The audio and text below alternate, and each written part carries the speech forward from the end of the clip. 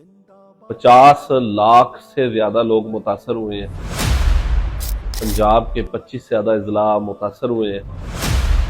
हम जनाब कितने ही सैलाब हैं जो हम भुगत चुके हैं, लेकिन ये बात समझ लें कि हालिया सैलाब का डैम बनाने से कोई तल्लक नहीं। 2025 का सैलाब तबाहियां मचाता हुआ इख्तिताम की तरफ है। 50 लाख से ज़्यादा लोग मुतासर हुए हैं। पंजाब के 25 से ज़्यादा अजला मुतासर हुए हैं और अब सिंध में पानी दाखिल हो चुका है और दरिया के इर्द गिर्द जो आबादियाँ वो मुतासर हो रही है।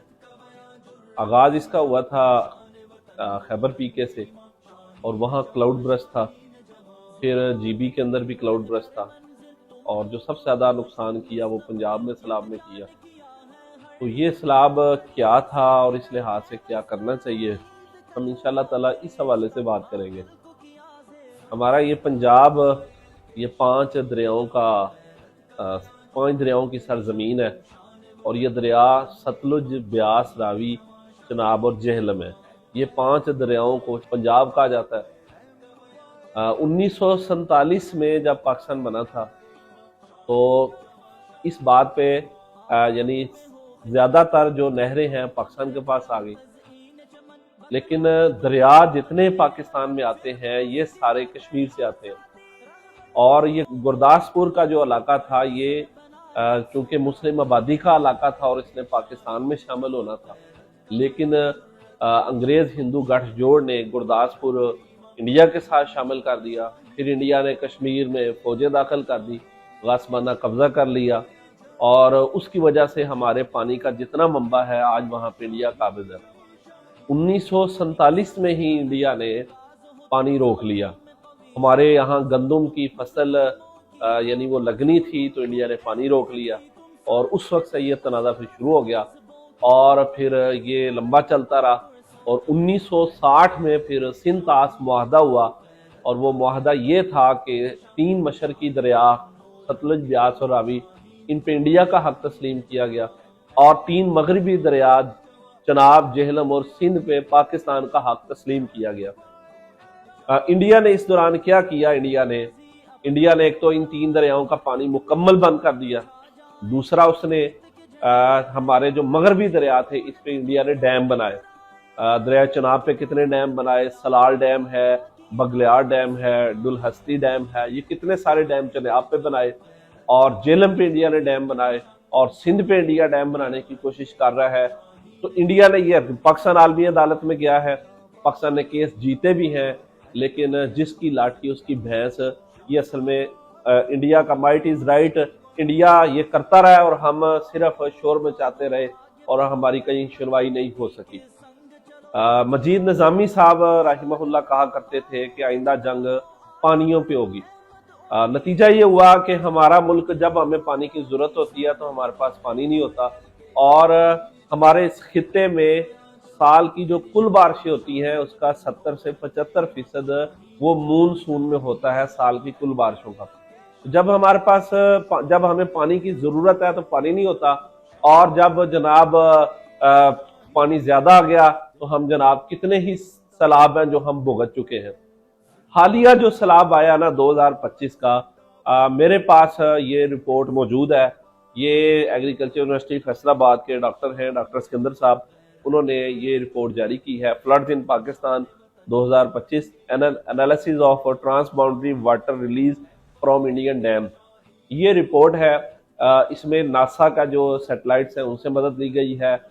10 अगस्त से लेके 9 सितंबर और उसके बाद 9 सितंबर से लेके ये 24 सितंबर, यानी ये सारा जो डाटा है ये इन्होंने सारे इसके डाटा लिया है और उसकी बुनियाद पर ये रिपोर्ट जारी की है। हमारे ये बात समझनी चाहिए कि इस साल का जो सैलाब था ये इसमें चनाब, रावी और सतलुज का सैलाब था, ये जेहलम और सिंध का सैलाब नहीं था इस साल का। हमारे यहाँ लोग ना एक बात करते हैं जी पाकिस्तान को डैम बनाने चाहिए, अगर कालाबाग डैम होता तो हम सैलाब से बच जाते। हम ही है, कालाबाग डैम बनना चाहिए, पाकिस्तान में ज़्यादा से ज़्यादा डैम बनने चाहिए, बिल्कुल ज़रूरत है, रिजर्वायर बनने चाहिए, लेकिन ये बात समझ लें कि हालिया सैलाब का डैम बनाने से कोई ताल्लुक नहीं है, क्योंकि रावी और सतलुज के अंदर तो हमारे पास सारा साल पानी होता ही नहीं है। चनाब जब पाकिस्तान में दाखिल होता है तो ये सियालकोट का इलाका है और ज़मीनी इलाका शुरू हो जाता है। हम यहाँ रिजर्वायर बना सकते हैं लेकिन वो इतने बड़े सैलाब को नहीं रोक सकते। चनियोट में एक डैम बन सकता है लेकिन वो भी इतने बड़े सैलाब को नहीं रोक सकता। इंडिया ने किया क्या है? इंडिया ने खास तौर पे दरियाए चनाब में, ये रिपोर्ट हमारे पास मौजूद है, साइंटिफिक सारी रिपोर्ट है, इंडिया ने दरियाए चनाब में 27 अगस्त को, जबकि जो असल फ्लो था तकरीबन 4.5 लाख क्यूसिक का था, और इंडिया ने मसनूई तौर पे सलाल डैम के अंदर 4,83,000 क्यूसिक का यानी पानी रोक के, और इतना पानी उसने छोड़ा, नतीजा ये हुआ कि 9.5 लाख क्यूसिक का रेला ये चनाब में दाखिल हुआ। और फिर ये जितने इलाके हैं, सियालकोट है, गुजरात है, उससे आगे हाफजाबाद है, और उससे आगे चनियोट का इलाका है, और फिर जंग है, और उसके बाद आगे मुल्तान खानेवाल आ जाता है, फिर आगे मुल्तान आ जाता है, और ये जलालपुर और अलीपुर तक का जो इलाका है, ये सारा दरियाए चनाब ने तबाही मचाई है। लाखों एकड़ जो है फसल वो तबाह हुई है, और इसमें कुछ जानें भी गई हैं, हजारों मकानात लोगों के तबाह हुए हैं। और ये एक मसनूई रेला था, ये कोई कुदरती बारिशों के साथ नहीं था, क्योंकि कुल जो पानी मौजूद था वो तकरीबन 4.5 लाख क्यूसेक मौजूद था। सारा डाटा मौजूद है। इंडिया ने एक मसनूई रेला भेजा और चनाब में ये सारा सैलाब है।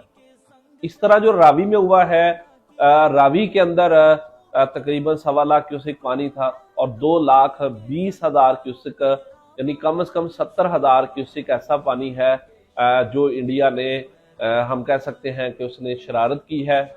इसी तरह सतलुज के अंदर 3 लाख 3.5 लाख 35,000 क्यूसेक का जो रेला आया है। रावी और सतलुज जो है ये पाकिस्तान में दाखिल होने से पहले इंडिया में भी ट्रेवल करते हैं, चंद किलोमीटर का, 50-60 किलोमीटर का, वहां पे भी कुछ नुकसान हुआ है।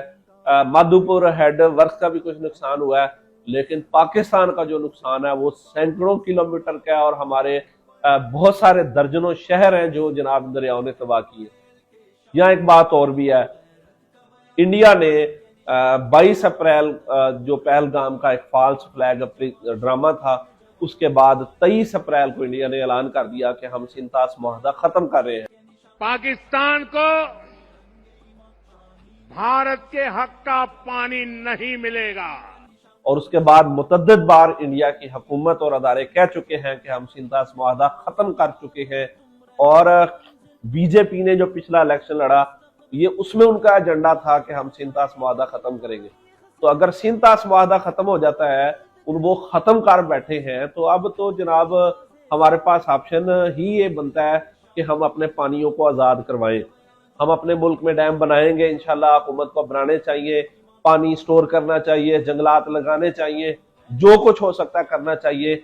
लेकिन जब तक हम पानी के सोर्स अपने आजाद नहीं करवाएंगे, हमारा मसला हल नहीं हो सकता। ये जब चाहेंगे सारा साल पानी खुद इस्तेमाल करेंगे, और जब जनाब डूबने की बारी आएगी तो पाकिस्तान के शहरी डूबेंगे। ये हरकत है जो इंडिया कर रहा है। तो आज हमें बोल्ड स्टेप लेने की जरूरत है। पाकिस्तान में कल भी एक मीटिंग हुई है तमाम अदारों की, और उसमें उन्होंने जायजा लिया है। तो आज हमें यह बोल्ड स्टेप लेने की जरूरत है कि हमने अपने पानियों को कैसे आजाद करवाना है, हमने भारत की आबी जारहियत का मुस्तकिल सद्देबाब कैसे करना है। हमें याद होना चाहिए कि बानिए पाकिस्तान ने कश्मीर को पाकिस्तान की शहर करार दिया था। उसमें एक बहुत बड़ी वजह यह है कि हमारा सारा पानी कश्मीर से आता है।